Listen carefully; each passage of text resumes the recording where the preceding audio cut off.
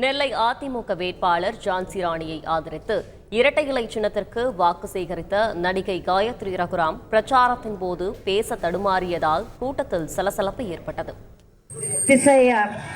திசையன்விளை தொகுதியின் மக்களுக்கு என்னோட அன்பான வணக்கங்கள்.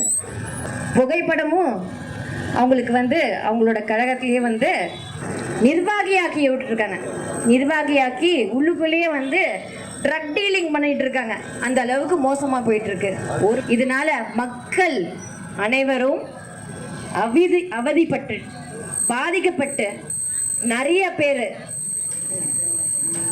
சமூக நீதி கடைபிடிக்க முடியாமல் என்ன பண்றாங்கன்னா எல்லாரும் வன்முறையில ஈடுபடுறாங்க. புரட்சி தலைவி அம்மா அவர்கள்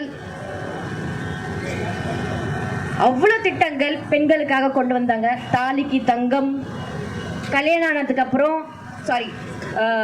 படிச்சதுக்கு அப்புறம் ஒரு தொகை, திருமண உதவி தொகை,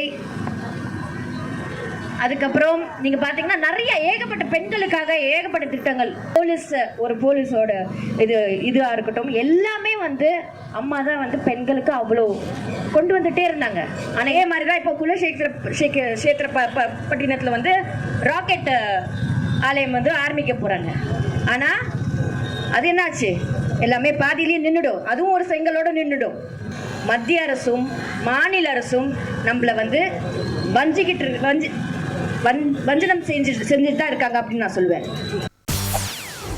செய்திகளை உடனுக்குடன் தெரிந்து கொள்ள உடனே சப்ஸ்கிரைப் பண்ணுங்க.